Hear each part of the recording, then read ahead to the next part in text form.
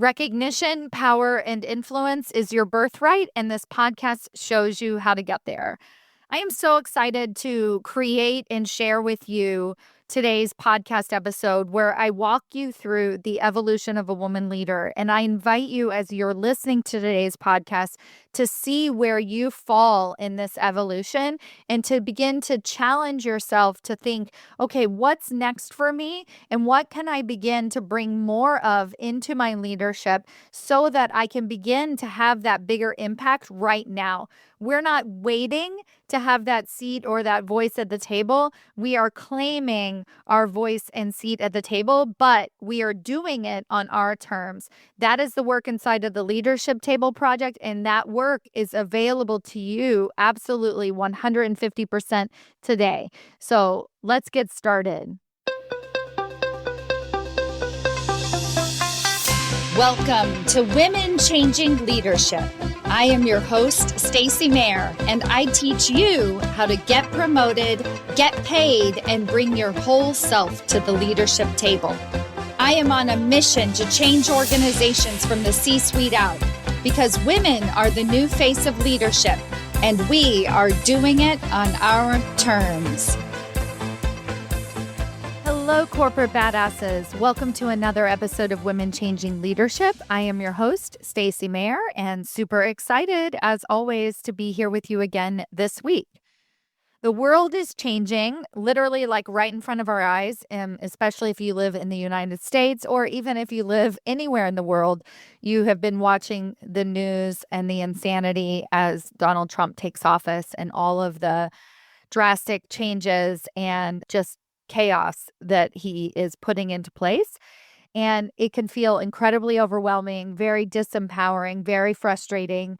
But I want to use this as an opportunity as I get into today's episode to acknowledge what's happening on the front lines, meaning every single woman who I work with at some point has experienced this level of insanity and chaos and frustration, typically from a male leader at their organization. That is usually what happens, but I will acknowledge that oftentimes this level of discrimination and frustration and chaos and insanity happens from female leaders as well at the top. And I know that it still happens. Why? Because, my clients bring their frustrations to me every single day, but also because I had an event last week and I was helping women figure out the tools necessary to make it and to transition from middle management to senior executive leadership. And there is one very big thing that's happening, which is ourselves and having the tools and being able to communicate effectively, being able to build relationships effectively, knowing what skills you're going to need and require at that VP level or above. But then there's also the world around us. And so a lot of the questions in the conversation was around having unsupportive bosses, having a leadership team that doesn't look, think, and act and talk like them. How do we expect to get ahead in corporate leadership if we don't contort ourselves and, play politics and not just make friends, but become like the people in charge? And it can feel very much like that's the norm and that's the requirement. And I'm here to remind you that that is not the case, that we can get ourselves not only promoted or into positions of power and influence, but also we have to do it on our own terms. Why is that? And I'm going to talk a little bit more about why is that so necessary, especially for women leaders. And those of you listening to this podcast are the type of woman leader that is where that requirement is so, so, so necessary that we bring our whole selves to the leadership table and our whole mission. And so I want to remind you that if you're feeling frustrated, whether it's from the global news and the global impact and the global frustration, or just the micro frustrations at your organization, your life, your neighborhood, your home, like whatever that might be, that there is not only is there a way to carve your own path, I personally feel and teach that that is the only way. So, on today's episode, I'm going to be talking about that evolution of the woman leader, and particularly for women leaders, why understanding this concept early and often is so, so, so important. And I want to invite you, if you're listening to today's conversation, to join me for a live forum that I'm going to be hosting in the month of February, where we're going to deep dive into this concept of the evolution of the woman leader, talk about how women's leadership has changed over the past few decades, and where I see this evolution going and the progress and what it's actually going to look like in the very near future, and some of the changes that we're able to make as part of the leadership table project, and what I'm already seeing come to fruition as a result of the work that we're doing inside of my leadership table mastermind. So if you're interested in joining us, this will be an open forum live conversation in February.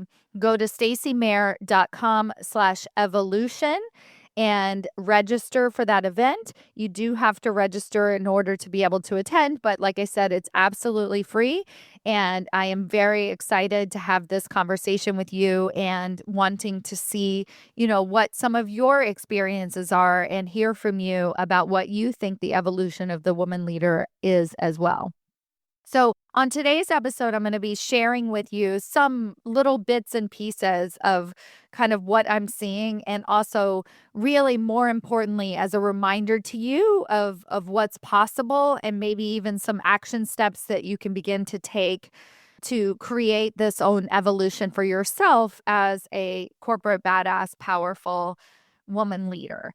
So, the first thing that I want to remind you, and I think that I speak for all women, and, if this is not your experience, that's fine. But, hear me out, is that you did not get in corporate leadership. So if you found yourself at some point moving from an individual contributor to raising your hand for a management role, a leadership role, you did not get into corporate leadership to have power over other people. This was not your motivation, your driving force.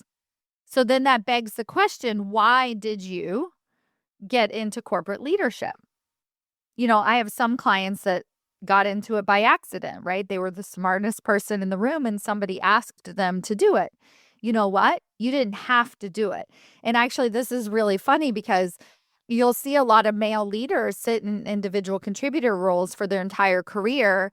And perhaps they have been asked or pegged to go into management positions. And you know what they say? Hell no, I'm not doing that. So why did you, as a woman leader, raise your hand and say yes? Was it because you wanted more money? Okay, that's fine. That's your right. You probably did, right?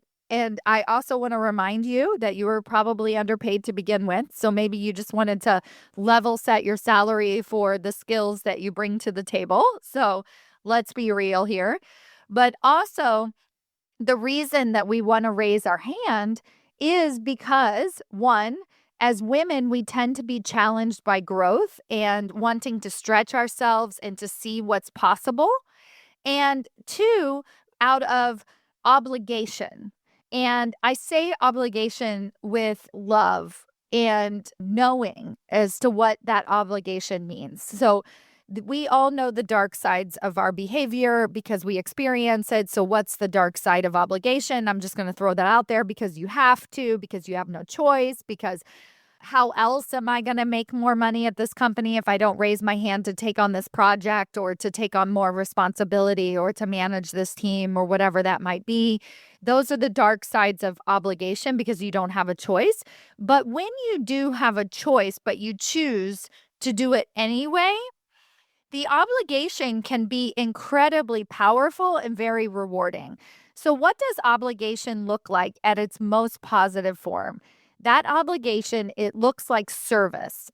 So, we raise our hand and we say yes to management positions, typically because of obligation, because we want to give back. And this is so key. I really want you to remember this, is that you want to serve. And sometimes this desire to serve actually manifests as not raising our hand to take on a higher level leadership position as well.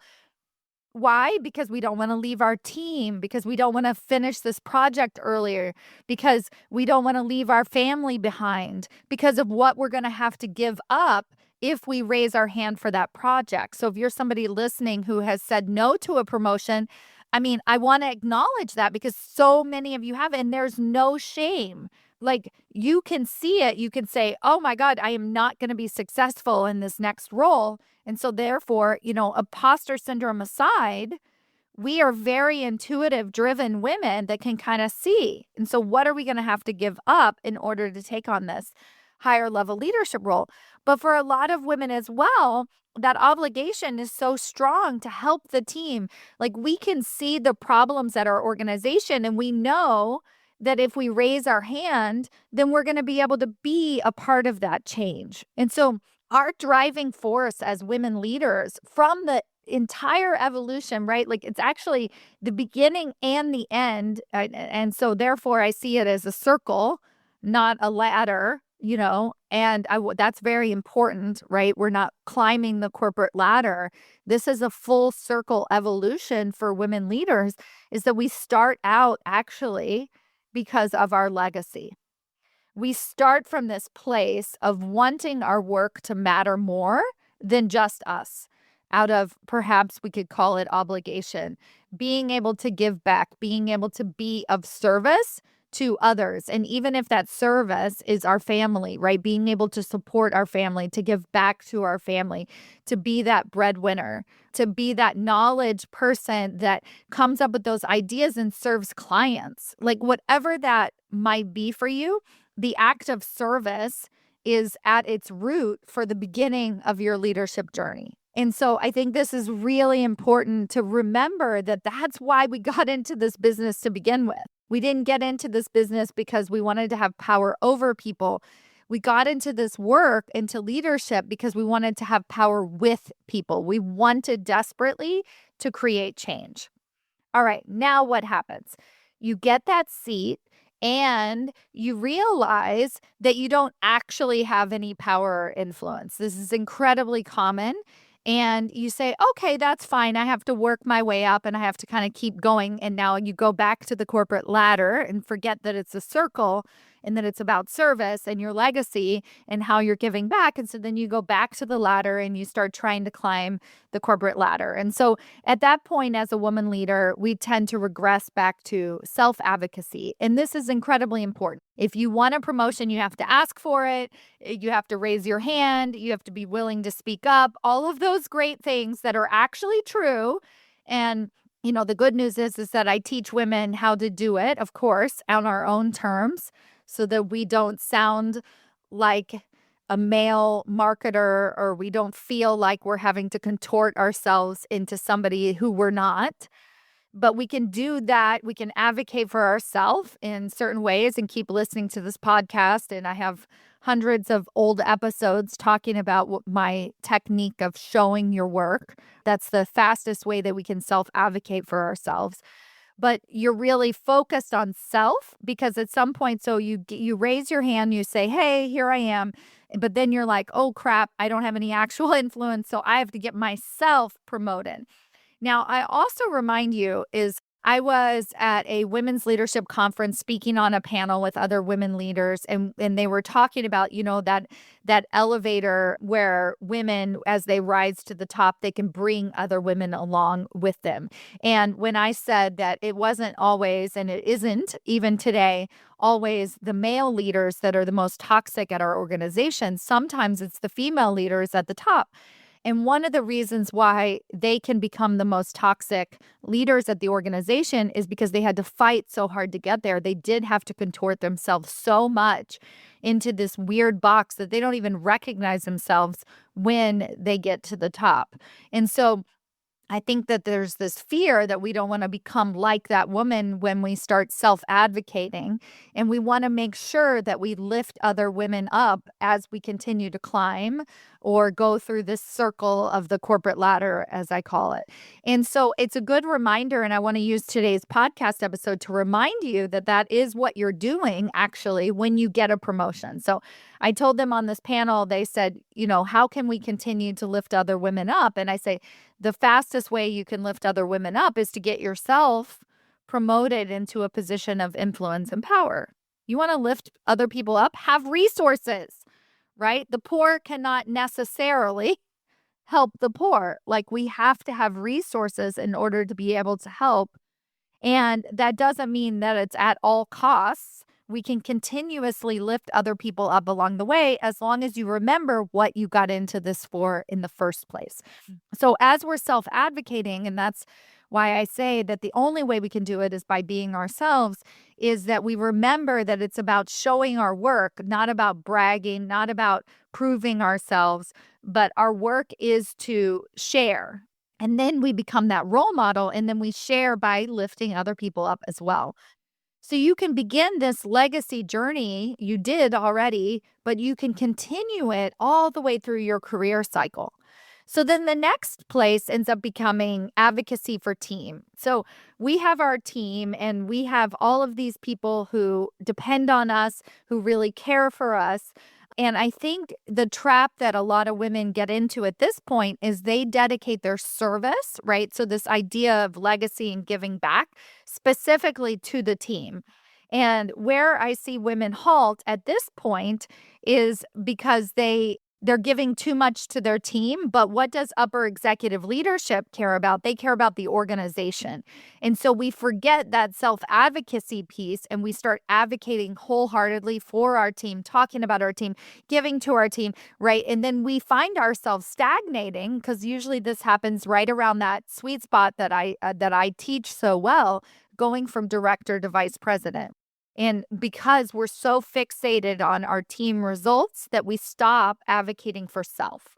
And we stop showing our personal work that helped our team elevate. So it's really important at the point where you get into those higher levels of middle management that you don't just fixate on your team, but you still remember that part of your legacy, part of your giving back, part of your service is to connect with those higher level executive leaders, and that you're still on that journey, as you well know, I don't have to remind you of this, to actual positions of power and influence. So you can still feel like your ideas are being squashed down, pushed aside, not respected, unable to really connect and move the needle at your organization. And so what are some of the ways that you get past this ability to be able to serve at that higher level? And at this point, so you're working to get promoted into vice president, senior vice president level positions so that you can have actual power and influence. And I talk about the idea of remembering your self-advocacy, but you also have to start remembering and communicating your larger mission in the world.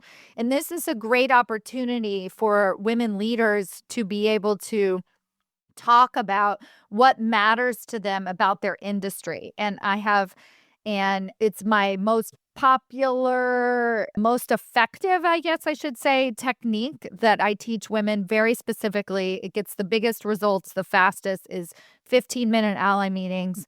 And this process, and whenever I coach a woman to do 15-minute ally meetings, they always get this more mission-driven, impactful results faster. Because what are we doing with 15-minute ally meetings? We're not talking about our work per se and how great our team is doing and the results that we got. We are actually beginning to advocate for our mission, for what matters to us about our organization, our industry, women in leadership, artificial intelligence, whatever that might be that we care about, what drives us, that original legacy. We start communicating that out to the world. And by the world, I mean, a senior executive leader at your organization for 15 minutes. Even just being able to articulate that to that person for this short amount of time is an incredible opportunity to begin to advocate for your mission. And now they see you as somebody who is connected to the greater world.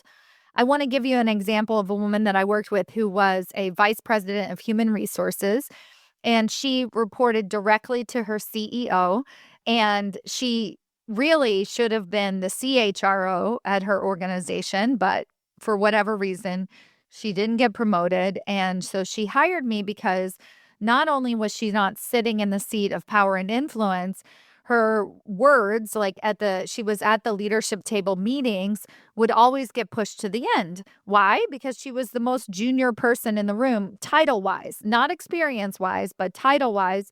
She was the most junior person in the room. So they would always leave her agenda items to the bottom of the pile. And most of the times they would get overlooked. And so she was sick of it. So she hired me as her coach to help her transition into a CHRO position. And one of the things that we worked on right away was communicating about her mission and what she cared about in human resources in general. So she belonged to a ton of organizations, and she even wrote articles for these organizations. But unfortunately, the only people who knew about those articles and the work that she was doing were other HR professionals. So she was incredibly well respected, but her CEO didn't know about any of this work that she was doing.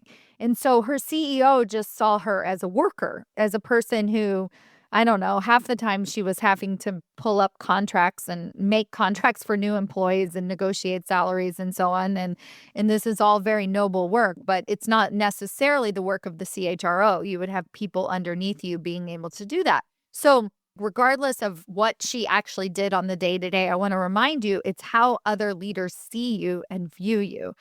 And so once she started to communicate about her mission, what mattered to her, how she was connected within human resources, everything shifted. I mean, it literally, like, she did this in one 15-minute ally meeting with her CEO. And I said, all you're going to talk about is this, this, and this about your mission. She did that. And her CEO, her boss, everything flipped, how she viewed her. And there was this one moment where she was like, oh my God, Stacy, you're not going to believe this. The CEO reached out to me on a Saturday. Now, you could see that as a bad thing, but I didn't see it as a bad thing. She said, I have to run something by you before I put it in front of the board. This is huge. When you talk about having power and influence and really seeing your work matter, this is moving the needle because her CEO needed to run something by her on a weekend before she presented it to the board. Prior to that, her CEO just saw her as a person who drew up contracts and human resources. But now she sees her as somebody who has something to say at an employee level, and her CEO wanted to get her opinion about it. And so then now my client really gets to feel her legacy in action. She gets to see that her work truly matters. And she was quickly promoted to CHRO at her organization, long story short. And up until that point, her boss kind of was like, we'll wait and see. But then when she asked for it again, her boss was like, yeah, I think you're ready. So this is the power and the magnitude of what happens when we begin to lean into that legacy, that greater mission that we had all along, the thing that was driving us. And then, of course, once we get to our house in order, so to speak, is what I call it, which is like, I love my job. I have a lot of power and influence. I'm able to maintain work-life balance. I'm able to give back to my family. I have the resources, the financial gain. And now you're truly able to see your legacy and your impact in the greater world. And this is when, and actually even sooner than this, the women that I work with inside the Leadership Table Mastermind find themselves on stages, giving talks, creating panels, creating mentorship roles at their organization, writing books, starting podcasts. This is our greater legacy that really drives us as women leaders, and we really get to see it come to fruition. And while we're sitting in that seat of power, we realize we got here on our own terms. So of course we give back. Of course we do not perpetuate the toxic behavior. We did not have to contort ourselves to be here. We just had to learn the rules of senior executive leadership and navigate this evolution of the women leader on our terms. And I want you to know that this is absolutely available to you, and you're going to have so many more wins along the way. So it's not going to feel like a grind. It's not going to feel heavy. It's not going to feel like this painful journey. It's just a circular evolution of ourselves. You can think of it sort of like a spiral staircase. So the thing I love about the spiral staircase analogy is that we go up, but we go up in circles. So we're turning the corner. We might find ourselves back where we left ourselves and be like, oh my God, I can't believe I'm here again, having to advocate for self again. Oh, I can't believe I'm here again, finding myself only advocating for my team, not advocating for my greater mission. And so we find ourselves in this circular pattern as well, but we're still climbing higher and higher and higher. We're reaching greater heights of growth, impact, power, influence. And now we really have that voice at the table to be able to truly give back to our organization, to the industry, and honestly, to the world. So I want to remind you that not only is this available to you, but it's something that you can start to embrace and start working on today. If you're listening to today's podcast episode and you're inspired to continue this conversation, I invite you once again to join us for the conversation going to be happening live on Zoom about the evolution of the woman leader. I want to connect with you. I want to hear what your experiences are. I want you to be able to be in community with other women and the magic that is possible when we all come together to reshape the leadership table on our terms. Go to stacymayer.com/evolution to register for this free event. I cannot wait to see you there and celebrate not only what is possible for you, but what is already happening and the power and influence and the legacy that you are already able to create in your own career. Thank you all so much for listening. I hope to see you at that conversation next month. Otherwise, I'll see you on this podcast next week. Bye.